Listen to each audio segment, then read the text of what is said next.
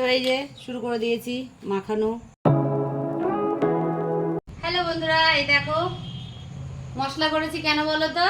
আজকে একটা নতুন রেসিপি কাঁকড়া রান্না করব, তা তোমাদের সঙ্গে শেয়ারও করব। এই দেখো বন্ধুরা, এই যে কাঁকড়া ভেজে রেখে দিয়েছি, কম হলুদে ভেজেছি।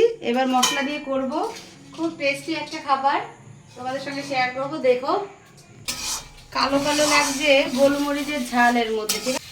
এই দেখো কাঁকড়া দিয়ে দিচ্ছি, এবার দিয়ে কষিয়ে নেব, তারপর অল্প গরম জল দিয়ে আবার একটু কষাবো, ব্যাস। এই দেখো পুরো কমপ্লিট রান্নাটা।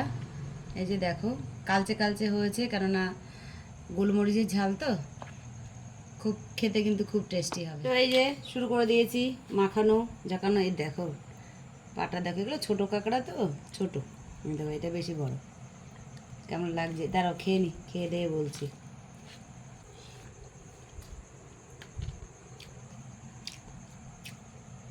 হেভি হচ্ছে, একটু ভেঙে খেতে হবে। তো চলো টাটা বাই, খাই।